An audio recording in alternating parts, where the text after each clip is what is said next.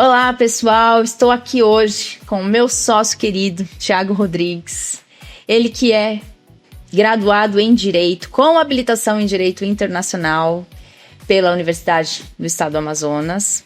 Também teve uma passagem pelo programa de mestrado dos Estudos Europeus pela Universidade Paris III.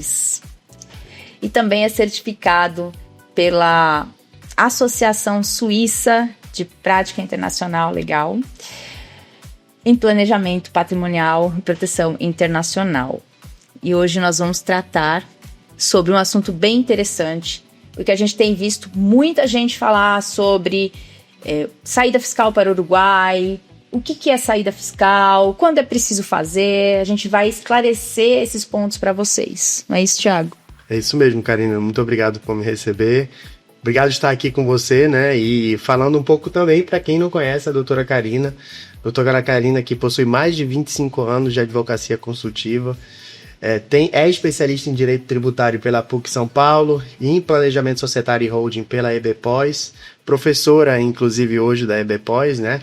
É a nossa presidente da Comissão Nacional de Planejamento Patrimonial e Sucessório da ABA. Então, uma verdadeira autoridade aqui quando a gente fala de holding, proteção patrimonial e planejamento sucessório no Brasil.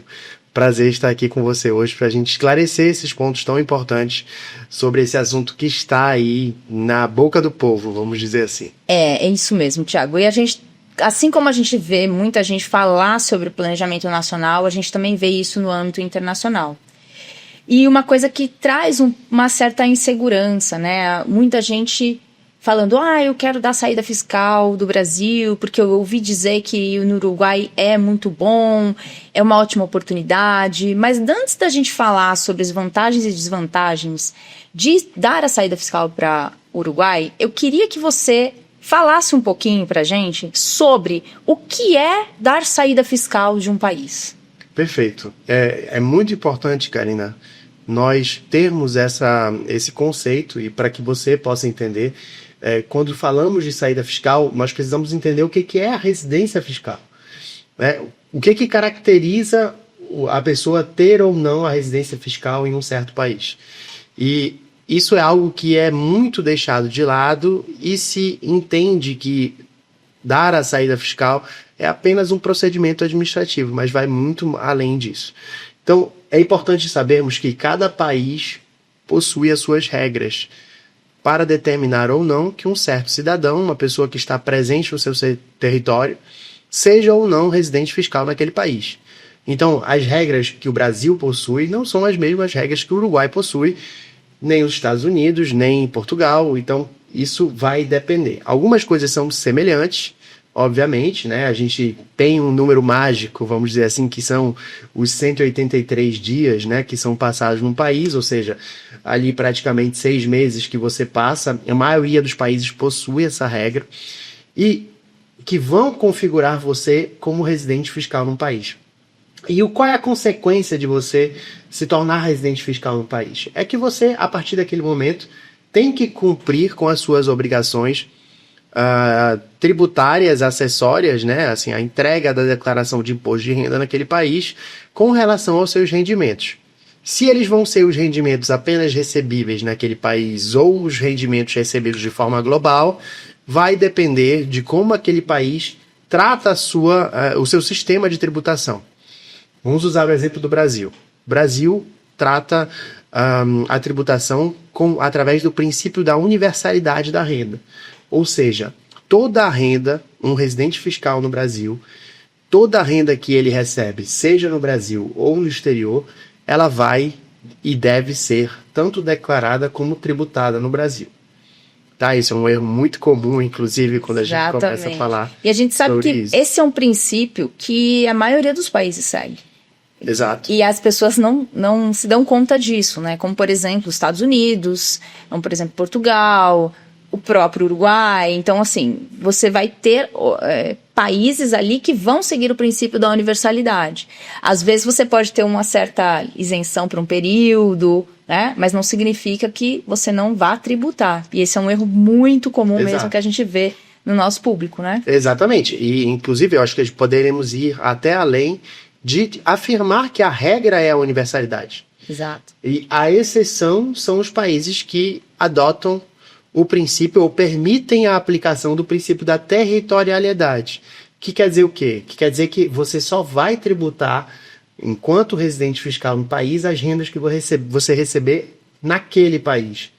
Então, a aplicação do princípio da territorialidade, ela está muito ligada a programas específicos de isenção, normalmente criados para atrair investidores, atrair estrangeiros para investir no país. E você encontra esse princípio em alguns países. Você tem na Espanha o Lei Beckham, você tinha o Golden Visa em Portugal, você tem o Tax Holiday no Uruguai, né, que a gente vai falar um pouquinho mais daqui a pouco. Mas tudo isso para dizer assim, se você hoje é residente fiscal no Brasil, nunca saiu do Brasil, nasceu no Brasil, você mora no Brasil e você recebe renda no exterior, esse rendimento que você recebe lá fora, você precisa declarar aqui no Brasil. Você não tem a opção de não declarar. Então, significa que se eu tenho uma conta com investimentos nos Estados Unidos e essa conta gera dividendos para mim, gera lucros, gera alguns juros, uma renda a mais, eu tenho que tributar essa renda aqui no Brasil. Você precisa tributar aqui no Brasil essa renda. Independente de eu ter tributado nos Estados Unidos. Você precisa declarar, né? Eu sempre gosto de lembrar as pessoas que declarar não é igual a tributar. No final, você tem algumas regras, você tem faixas de isenção, você tem aplicação de tratados de não bitributação, de compensação. Então, muitas vezes, alguns rendimentos que podem ser obtidos no exterior, dependendo da relação do país onde está esse investimento com o Brasil, os tributos pagos fora do Brasil podem ser descontados dos tributos pagos aqui no Brasil. Então, você tem que tomar cuidado em afirmar categoricamente que você vai pagar nos dois países, não necessariamente, tá? Obviamente, o país que detém aquele patrimônio, ele é o que tem é o primeiro servido, vamos dizer assim, né? Então, por exemplo, Estados Unidos. Sabemos que nos Estados Unidos, dividendos são tributados em 30%, e geralmente já são retidos, né? Então você que é investidor, que investe nos Estados Unidos e que tem aquele rendimento ali de rates, talvez, né? Ou algum outro tipo de investimento que gera uma renda passiva, você sabe que nos Estados Unidos você já tem ali uma retenção de 30%. Esses 30%, quando você for declarar esses ganhos aqui no Brasil, você vai poder descontar o que já foi pago, fazer a compensação, exatamente, aqui no Brasil. Ou seja, você não vai efetivamente, muito provavelmente você não vai pagar imposto no Brasil, mas você precisa fazer a declaração. Não é porque você já pagou lá fora que você não pode declarar aqui no Brasil, que você não vai declarar aqui no Brasil. E deixando claro, né, por quê? Porque os Estados Unidos têm um acordo de compensação de tributos e não de não bitributação, como muitas pessoas acabam acreditando, né? Exato. É um acordo de compensação, e justamente pela alíquota ser maior nos Estados Unidos do que é aqui no Brasil, é que acaba talvez não havendo essa tributação aqui. Exatamente. Né, pelo que já foi tributado lá. Perfeito. Então, quando a gente fala em compensação, a gente vê o que foi tributado num determinado país e aí compensa, né? O que ficou faltando, você paga, aquilo já pagou. Então, é como se fizesse um equilíbrio.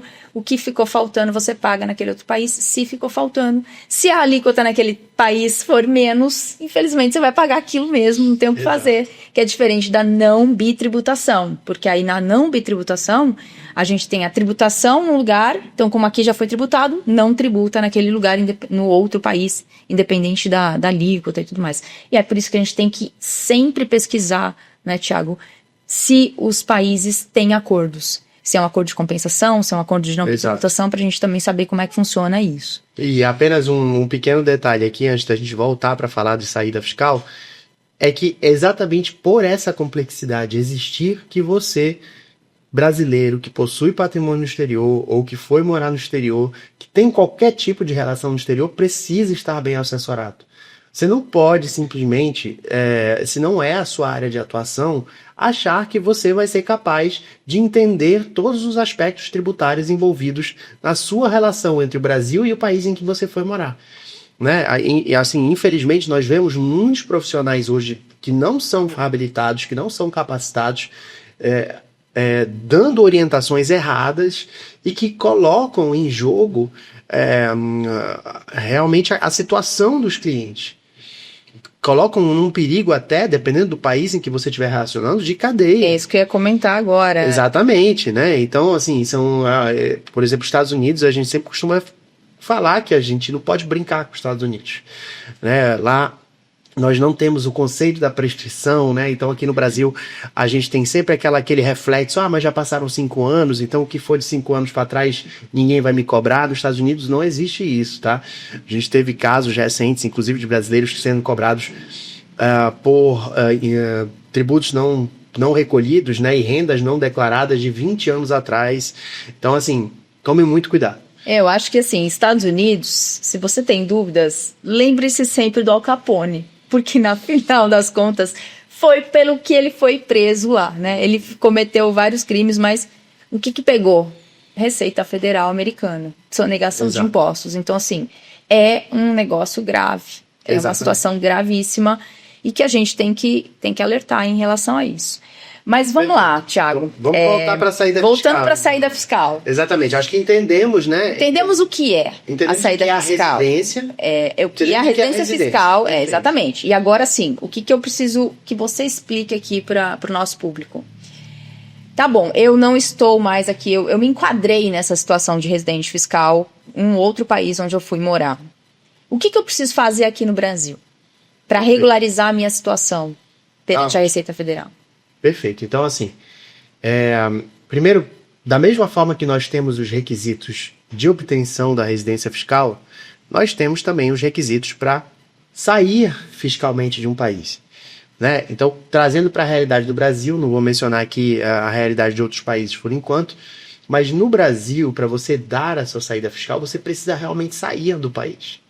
Esse é o primeiro mito. Então, não dá para a gente ficar morando aqui... Não. E dizer que demos saída fiscal para outro lugar. Não, porque nós temos critérios objetivos e temos critérios subjetivos quando a gente fala de residência fiscal. Os critérios objetivos, falamos já de um deles, que são os 183 dias, e para saída fiscal e para configuração do estado de não residente, nós temos um outro critério objetivo que são os 12 meses ininterruptos.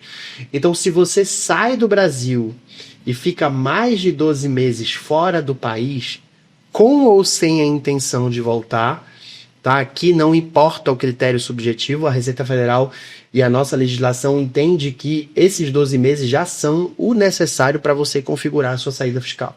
Você já é considerado como não residente. Uma observação, obviamente, isso não é um processo automático.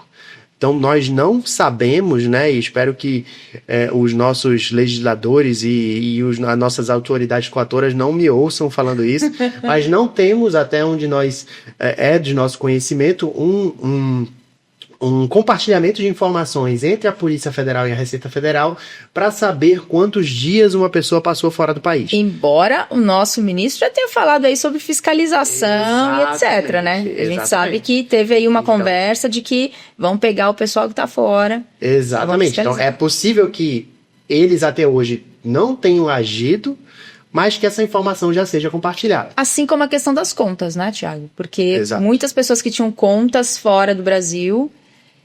já foram surpreendidos quando fizeram a declaração pré-preenchida esse ano, que já veio lá a informação da conta. Mas eu nunca informei essa conta e a Receita Federal sabe disso como? Não me assustaria... Os países conversam, Não me assustaria que em 2026, quem está no Brasil há mais de 12 meses, receba uma notificação, você está fora do país há mais de tantos dias, ou seja, agora você não é mais residente fiscal, regularize a sua situação. Inclusive agora está tendo uma nova sistemática para quem... passa por outro país, né? Mesmo que seja turismo, na Europa você está tendo um controle diferente do ingresso de pessoas, né? Então eu acho que tudo isso corrobora para esse tipo de fiscalização. Então são mecanismos que a gente vai utilizando de inteligência artificial, de sistemas que vão conversando. Então você achar que só pelo fato de você não ter falado oficialmente e ninguém vai descobrir que você está fora do país por X tempo, é um engano, assim... Exato. Muito grande. Então, esse primeiro critério, que são o critério dos 12 meses ininterruptos, ele é muito pouco falado e muito esquecido, né? E você tem principalmente estudantes, pessoas que vão estudar fora do Brasil para passar 1, 2 anos num programa, não tem realmente a intenção, né? Critério subjetivo, intenção de ir morar fora do Brasil, mas que vão passar esse período fora e que acham que podem continuar entregando declaração de imposto de renda mesmo se passarem 3, 4 anos fora do país a estudo. Afinal de contas, o objetivo deles é voltar. Mas está errado, gente. O correto, pela nossa legislação, é que se você for passar mais de 12 meses fora do país, você precisa entregar a partir do primeiro dia após esses 12 meses a declaração de saída, pois você está sendo considerado como não residente. Se você tem a intenção de sair do país com o objetivo de morar, e aí vem o critério subjetivo de realmente transferir o seu local de residência para um outro país, você também precisa entregar a declaração de saída. Então, você percebe aí que esse é o reflexo que praticamente, eu diria que 99% dos brasileiros que vão morar fora do país não tem. Eu me incluo nessa lista, né? Saí do Brasil em 2010, né? E na época, quando saí, apesar de já atuar, não tinha tanto conhecimento sobre essa questão da saída fiscal. Não fiz de imediato, até porque eu estava de licença de interesse particular do órgão para o qual eu trabalhava. Não tinha o conhecimento de que após os 12 meses eu teria que ter que entregue a declaração. Né? Hoje, obviamente, isso está mais claro, as pessoas têm mais acesso à informação graças à internet, graças a segmentos como esse daqui. Espero que isso chegue até muitos outros brasileiros e que eles não ouçam aquele amigo, né, que foi morar há 30 anos no exterior e que sempre disse, rapaz, deixa essa história de saída fiscal para lá, isso não precisa. Assim, as coisas não são como são 30 anos atrás, as informações são compartilhadas, né? A gente vê muitos casos de brasileiros que saíram do país, começaram a ganhar dinheiro fora do país, que nunca declararam no Brasil e voltam para fazer investimentos no Brasil, que são os casos mais perigosos, né? São, assim, porque você não tem como justificar para o Brasil como você está comprando aqueles bens. Então, muito cuidado, gente. Muito cuidado com o que vocês ouvem por aí e muito cuidado se você for morar fora do Brasil. Agora, deixa eu te perguntar uma coisa. Já que você falou nessa questão dos 12 meses, me veio uma questão aqui. Você mencionou que o fato de ser considerado residente fiscal em um país é diferente, né? No Brasil é de uma forma, nos Estados Unidos é de outra, etc. Então, nós temos esse critério de 12 meses. Agora, a partir de 12 meses, eu tenho que declarar a minha saída fiscal aqui do Brasil. É possível que em outro país eu tenha a necessidade de já declarar como residente fiscal naquele país, mesmo que não tenha dado os 12 meses? Com certeza. Exatamente por causa daquele outro critério, que é o critério dos 183 dias. Então, é muito possível... Então, eu estaria como residente fiscal em 2 lugares. Exatamente. É muito possível que você ainda não tenha configurado o tempo mínimo para você ser considerado como não residente no Brasil, mas que você já tenha ultrapassado o tempo máximo permitido para que você não seja considerado como residente no país onde você está passando seu tempo. Né? Então, por exemplo, se a maioria dos países, né, e aqui eu incluo todos esses que a gente já mencionou até agora, tem essa questão de que se você ultrapassar os 6 meses, você se torna residente fiscal lá, algumas exceções, tá? Estados Unidos, para estudantes, tem uma regra de que se você está lá com visto de estudante, você não ganha... Não precisaria declarar. Exato, você não adquire a residência, então isso é um ponto positivo para quem está indo estudar nos Estados Unidos, mas nos outros países você tem sim essa obrigação, tá?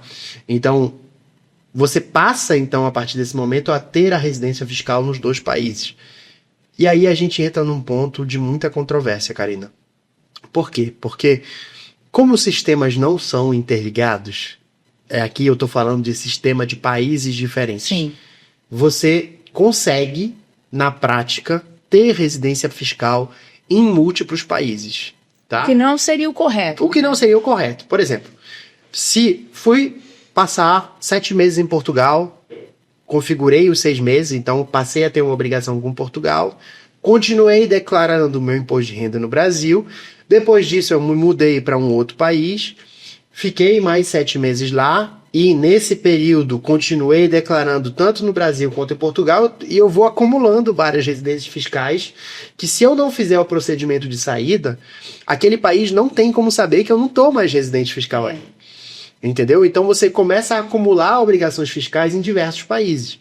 O que não é interessante para ninguém. Afinal de contas, quem é que gosta de pagar imposto e quem é que gosta de receber carta do fisco? Até por conta daquele princípio da universalidade que a gente falou. Então, mas eu vou pagar no Brasil, eu vou pagar em Portugal, eu vou pagar nos Estados Unidos sobre o mesmo dinheiro, né? Sobre a mesma renda. Então, para cada residência fiscal adquirida, um processo de saída é devido quando você pretende não ter mais relações fiscais com aquele país. Isso precisa ser entendido e precisa ser falado, né? Então, esse é o primeiro ponto. Ok, mas eu posso ter, além da prática permitir, legalmente eu posso ter 2 residências fiscais? E aí a resposta é depende. Depende de quê? Depende se os países envolvidos possuem ou não um tratado de não bitributação. Né? A Karina já falou um pouco sobre isso. E o que o tratado de não bitributação tem a ver com essa situação? É porque os tratados de não bitributação, eles trazem uma regra de desempate. Então, a grande maioria, ou mesmo a totalidade, né? Obviamente eu não conheço todos os tratados de não bitributação que existem no mundo, mas todos os que eu conheço possuem ali uma regra de que quando um indivíduo é residente fiscal nos 2 países que trata aquele tratado, existe uma regra de desempate para determinar em qual país ele realmente vai permitir, vai configurar a sua residência fiscal. Então, se existe uma regra de desempate, significa que o tratado de não tributação não permite que você tenha 2 residências fiscais. Um pequeno adendo, o Brasil não possui tratado de não bitributação com os Estados Unidos. Então, no caso dos Estados Unidos, nós temos sim a possibilidade de você manter as 2 residências. Lembrando que para isso você nunca poderia deixar de passar mais de 12 meses fora do Brasil, né? Porque senão você entraria naquela situação que a gente já falou anteriormente. E nos Estados Unidos aí você já não tem o por que se preocupar. Afinal de contas, os Estados Unidos ele gosta de amarrar bem os seus residentes fiscais, pois uma vez obtida a residência fiscal nos Estados Unidos, é muito difícil você conseguir dar a saída lá. Tá, e agora eu quero te perguntar o seguinte. A gente tem 2 situações diferentes e eu quero que você aborde essas 2 situações. Mas primeiro a gente vai falar daquele brasileiro que está com intenção de deixar o país de forma definitiva, seja para morar ou para trabalhar, né? Não, só porque eu vou morar e já estou aposentado, quero morar em outro país, ou eu realmente quero investir num outro país e eu vou trabalhar, vou fazer alguma coisa. Então, o que esse brasileiro, que ainda está aqui, está pensando, está estruturando a sua saída, o que ele precisa fazer, né? Quando ele te procura? Vai chegar lá no nosso escritório e vai falar assim, eu quero fazer a saída fiscal, o que a gente precisa fazer para esse cliente? Primeiro ponto, ele já acertou, que ele nos procurou. Né? Ele já está pensando no cliente que está fazendo direitinho. Então, esse é o primeiro ponto, procurar profissionais capacitados que possam lhe auxiliar nesse planejamento pré-imigratório tributário. Isso é uma fase muito importante, as pessoas muitas vezes se preocupam apenas em obter o seu visto, obter o seu status ali naquele outro país, mas não se preocupam com os impactos. Eu diria mais até, Thiago, eu diria que a gente deve se preocupar antes do visto de olhar como é a tributação no país em que você pretende morar. Porque os Estados Unidos é maravilhoso, eu quero morar lá, porque você já foi para lá, você já fez compras, você já visitou a cidade, a segurança é melhor do que aqui em vários aspectos, tirando algumas situações ali que a gente sabe que acontecem muito lá, mas você já parou para analisar como é que é a tributação de renda, de patrimônio, de sucessão naquele país? E isso a gente sabe que o pessoal não faz, né? Então, acho que antes até mesmo de pensar na saída fiscal, para que país eu quero ir? Então, eu quero ir para tal país, vou analisar como é que é a tributação e, óbvio, para isso você procura um profissional, né? Procura lá o nosso escritório que a gente tem todo esse suporte para você, mas continua. Então, a pessoa já fez a pesquisa, vamos deduzir que ela já fez a pesquisa tributária dela, né? Nós já auxiliamos ela com isso, e aí ela faz o quê? Bom, uma vez que ela partiu do país, e não antes, tá? Mas realmente a gente sempre indica, né, que é de preferência que a comunicação de saída seja entregue após a viagem da pessoa para o exterior, né? Antigamente, né, aqueles que lembram, inclusive, a comunicação de saída era feita através de um formulário que era preenchido no aeroporto, né, entregue para a Receita Federal ali. Não é mais o caso hoje, é feito online. Mas você faça a comunicação de saída. O que é a comunicação de saída? É o primeiro passo nesse caminho que você tem que percorrer para fazer a sua declaração de saída. Então, você entrega a comunicação de saída para a Receita Federal para fazer daquele dia, daquele momento da entrega, o marco temporal em que você está dizendo, a partir desse dia, eu não devo mais para o Brasil as satisfações que sobre a minha renda e sobre o meu patrimônio. Tá? Em seguida, o próximo passo será ela entregar no ano calendário seguinte a sua declaração de saída definitiva do país, que nada mais é que uma declaração de imposto de renda do tipo declaração de saída definitiva. Tá? Então, os contadores, aí o pessoal que tem mais a prática, né, de trabalhar com declaração de imposto de renda já sabe que quando você vai ali fazer a declaração, aparece a opção sobre qual tipo de declaração você quer entregar.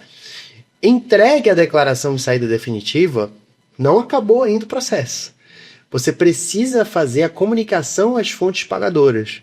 Ou seja, toda a renda que você deixou no país, que você deixou aqui no Brasil, precisa estar ajustada para a sua nova situação de não residente. Que seria, por exemplo, uma não retenção de impostos aqui, possivelmente. Exatamente. Dependendo de cada situação, obviamente. Exatamente. Então você deu o exemplo, por exemplo, de uma pessoa que quer viver a sua aposentadoria em outro país e que dera sair. Recebe aqui a aposentadoria. Exato. Para ela receber essa aposentadoria aqui no Brasil, ela vai ter uma retenção diferente. E aí eu não vou entrar aqui nas questões de decisões mais recentes hoje que consideram que essa retenção ela é indevida para aposentados, porque essa renda já é tributada em outro país e acaba...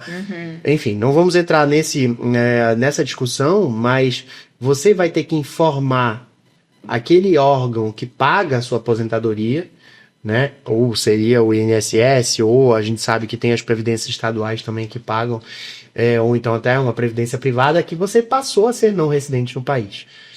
Eles vão parar de te pagar? Não, eles não vão parar de te pagar. Mas eles vão precisar passar a lhe pagar numa conta específica. Uma conta reservada aos não residentes que se chama conta de não residente, a CNR. Né, que é uma conta nova. No passado nós tínhamos a CDE, que era a conta do domiciliado no exterior, e nós tínhamos uma outra específica para investimentos, e hoje elas foram unidas nessa conta que chama CNR. Então, o brasileiro que sai... entregou a comunicação de saída, em seguida entrega a sua declaração de saída, com a declaração de saída em mãos, ele comunica as fontes pagadoras, encerra suas contas bancárias nas instituições para abrir uma conta de não residente. E aí fazer a migração dos seus investimentos, né, que ficaram aqui no Brasil. Obviamente, tem algumas coisas que precisam ser ajustadas, muito cuidado, né, em fazer esse processo sozinho. E a gente sempre aconselha estar acompanhado de um profissional, para que aí sim você esteja em conformidade. Até porque a gente sabe que tem as retenções de imposto ali que são diferentes para residentes e não residentes. Exato. Como você mencionou que existiria aí uma inconstitucionalidade, a gente não vai adentrar, mas existe essa situação de tributação diferente, então é importantíssimo isso. Exatamente. Tá bom, então a gente falou sobre o brasileiro que está se precavendo, mas essa não é a realidade de 90% dos clientes. A maioria faz o quê? Vai para um país, muitas vezes na intenção de conhecer aquele país, e depois de um certo tempo acaba ficando. Eu mesmo tenho um amigo que foi para tirar um semestre sabático e nunca mais voltou. Então isso já faz 4 anos. Tá? Não é ele, não é ele. Mas é uma história muito parecida.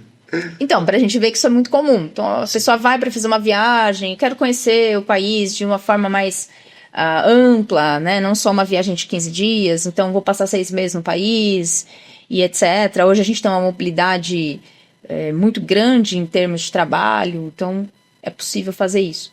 E essa pessoa, esse cliente que foi, já está em outro país há bastante tempo, tá entregando o imposto de renda aqui, tá tributando aqui o rendimento que ele tem aqui, tá tributando fora o rendimento que ele tem fora, porque ele tá trabalhando. Como é que a gente faz para resolver a situação desse cliente que já tá em algum tempo? Inclusive, recentemente eu recebi um cliente que já mora nos Estados Unidos há mais de 20 anos. E ele ainda tem empresas aqui, ele está tributando aqui o que ele recebe aqui, está tributando nos Estados Unidos o que ele recebe lá, ele tem um patrimônio gigantesco. E ele ficou com receio justamente disso. E agora, porque ele ouviu dizer que isso pode dar, inclusive, pena de prisão nos Estados Unidos. Então ele está bem preocupado. Sim. Então, como é que a gente vai fazer para resolver? A gente não vai dar uma consultoria gratuita aqui online para vocês sobre o caso específico. Não, claro que não. Mas assim, para a gente entender o que esse cliente precisa fazer para regularizar. Ele precisa buscar a regularização. E é tranquilo para ele regularizar? Tanto no Brasil quanto nos Estados Unidos. Sim. Eu não vou dizer que é tranquilo, Karine.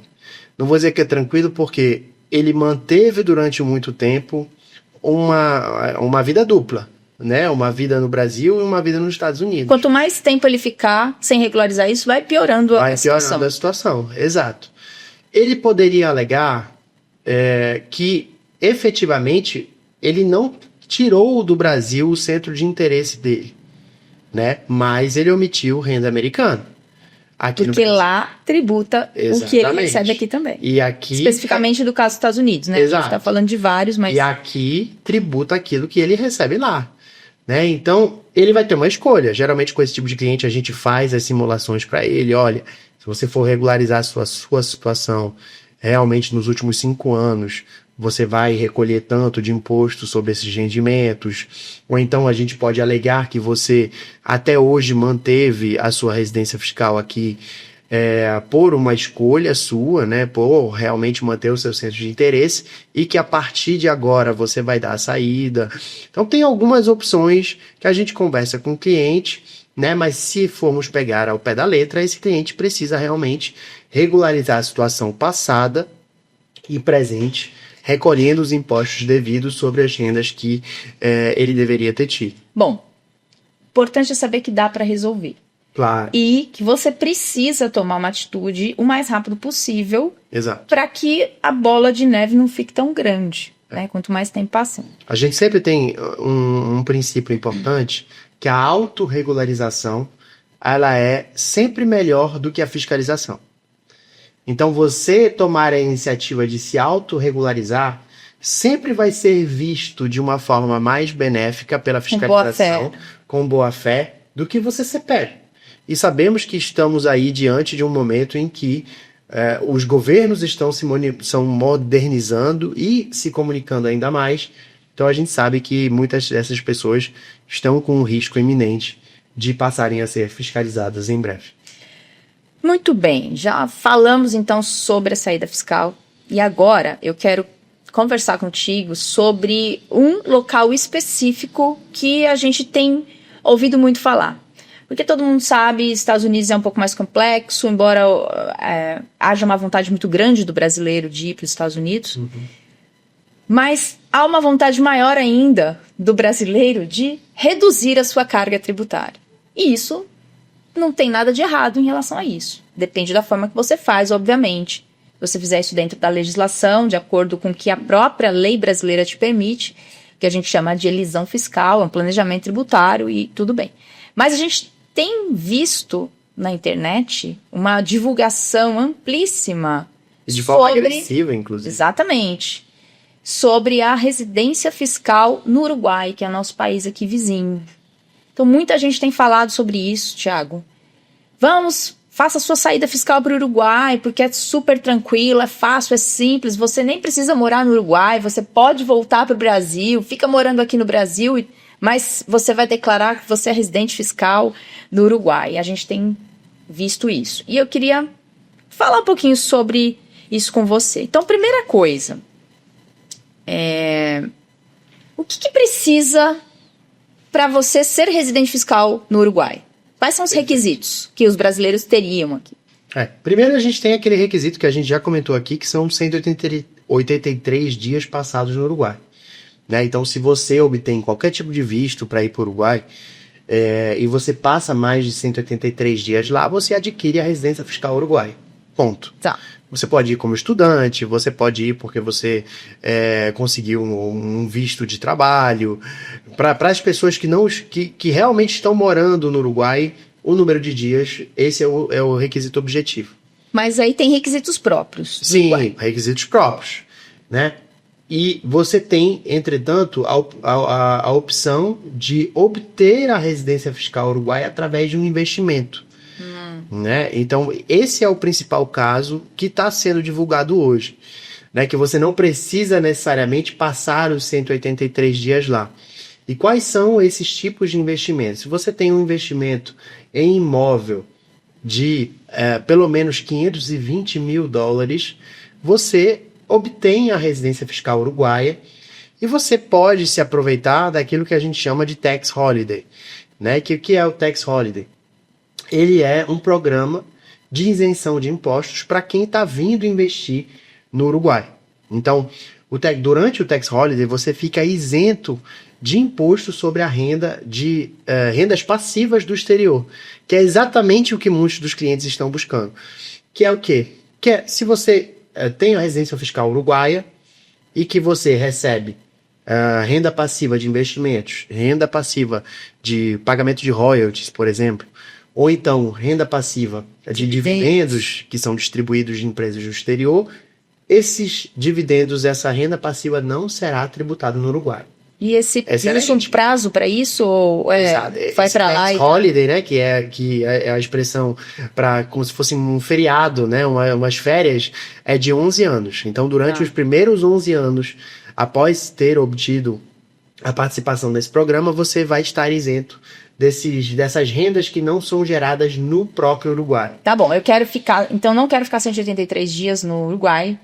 Eu vou comprar um imóvel lá de pelo menos $560 mil. 520 mil.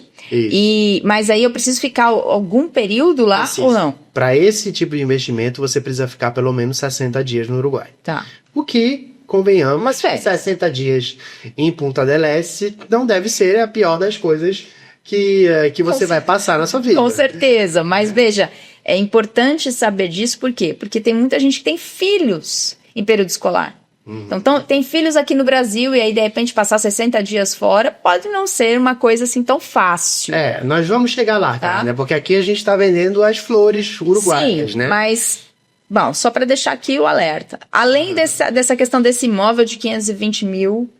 Você tem um outro tipo de investimento também, que é no mínimo de $2.200 mil, que aí você não tem obrigação nenhuma de passar um dia sequer no Uruguai. Então, isso pode ser tanto um investimento em imóveis como um investimento em empresas e empregos, né? E tem alguns requisitos, precisa ser uma empresa uruguaia, que essa empresa uruguaia, ela sim vai pagar imposto no Uruguai, tá? Só deixando bem claro isso. E aí você criar um certo número de empregos durante um ano. Você tem alguns requisitos aqui para poder fazer esse benefício funcionar. Mas aí você não tem a obrigação de estar com presença física no Uruguai. Então, significa que você pode, sim, não ficar no Uruguai, não morar no Uruguai, ser residente fiscal lá e passar o seu tempo aqui. Mas não é assim tão fácil. Calma aí. Então, agora nós vamos explicar onde estão os riscos. Onde está o furo dessa estratégia. Qual é o furo? O furo dessa estratégia é que, assim, obter a residência no Uruguai, como a gente conversou, ela é fácil. Não é complicado. Se você tem esse dinheiro para fazer esse investimento, né, a gente vê hoje muitas pessoas com liquidez, gente vendendo terra no Brasil para comprar fazenda no Uruguai. Tem muita gente fazendo esse movimento e tudo bem, você vai conseguir obter a residência fiscal no Uruguai. Entretanto, você não vai conseguir dar a saída fiscal do Brasil se você não for embora do Brasil. Gente, e aí o que acontece? Você vai continuar pagando imposto no Brasil. E no Uruguai... Possivelmente, dependendo do seu investimento. Dependendo do tipo de investimento que você está fazendo, você vai também pagar imposto no Uruguai. Então, essa saída fiscal não vai funcionar para nada. Não porque vai. O objetivo é não pagar tantos impostos aqui. Exato. E reduzir a carga tributária, porque o Uruguai tem uma carga tributária menor. Exato. Se eu vou ser considerada residente fiscal no Brasil, então eu estou investindo $2.200 mil possivelmente no imóvel, para não precisar pagar, para não precisar ficar, né, nenhum dia lá no Uruguai. E quando eu poderia pegar esses 2 milhões e 200 mil dólares e investir num outro negócio que poderia me dar um rendimento muito maior. Exato, assim, e aí, gente, assim, se vocês ouvirem, assistirem um vídeo em que a pessoa diga para vocês, você pode dar a sua saída fiscal do Brasil e continuar morando no Brasil, não é verdade. Isso é mentira. Isso é fake news. Como você quiser chamar. Mas não acredite nisso. Tá? E por isso que a gente fez aquela introdução de entender o que é ser um residente fiscal, quando você é considerado residente fiscal no país e o que você precisa fazer para dar a sua saída fiscal. Ou seja, se eu estou aqui no Brasil por mais de 183 dias, ou se eu estou por mais de 12 meses consecutivos, que seria a ideia. Então, eu sou residente fiscal no Uruguai porque eu adquiri um imóvel lá, no valor de mais de 2 milhões e 200 mil dólares, mas eu passo a minha vida no Brasil, então tem o centro das minhas atividades aqui. Eu moro aqui, os meus filhos estão aqui na escola, eu tenho conta aqui, eu tenho uma empresa aqui. O que vai acontecer? Você vai ser considerado como residente fiscal no Brasil e todos os impostos serão devidos aqui. Então, assim, não é só o ato de morar fora do Brasil, né? Porque, assim, você não fica impossibilitado de vir ao Brasil depois que você deu a saída. Você pode vir. Você não pode passar os 183 dias, né? Então você tem que ficar... você tem um limite máximo de 5 meses e alguns dias que você pode passar num ano aqui no Brasil, mas você precisa também comprovar que o seu centro de interesses não está mais aqui no país. Então, o centro de interesses muitas vezes está ligado a plano de saúde, onde é que está o seu plano de saúde, está ligado a onde é que seus filhos vão para a escola, está ligado a onde é que você está fazendo a maior parte das suas compras, né?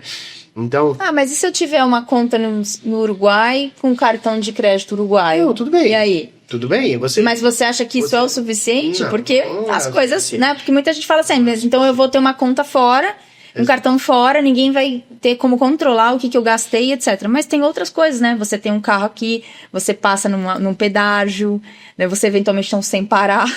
E a própria questão que a gente conversou no início desse podcast, que é a comunicação entre a Polícia Federal e a Receita Federal.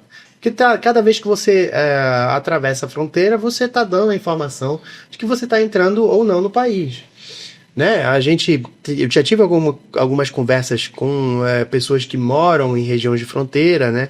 A gente tem até um caso emblemático aqui no Brasil de alguém que comprou uma terra que fazia fronteira e comprou a terra do lado do outro país e comprou a terra no Brasil e aí ficava atravessando a fronteira por dentro das suas próprias terras, mas que foi pego depois enfim, então essa facilidade não existe, gente. Assim, é uma ilusão que estão vendendo para vocês. Não acreditem nisso. Se você quer sair do país, se você está cansado do Brasil, está pensando que o Brasil está indo numa direção que não está te agradando, você tem todo o direito de dar a sua saída fiscal se você for morar em outro país.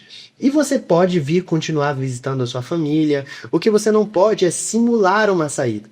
Você não pode simular uma residência fora quando você, na verdade, continua morando no Brasil, com uma casa no Brasil, com todo mundo aqui, e às vezes até tentando burlar a fronteira de alguma forma, assim, gente, olha a que ponto, assim, né, se você não está satisfeito com o país, realmente organize. Existem vários destinos maravilhosos que você pode levar os seus negócios, né? Algumas pessoas tiveram eventos de liquidez muito grande, venderam suas empresas aqui e têm hoje um patrimônio que é o suficiente para sustentá-los. Essas pessoas têm total liberdade para fazer a saída. Só não tente fazer uma simulação, não tem para que você se colocar em risco quando existem soluções tão eficazes quanto e que você pode buscar através de profissionais qualificados.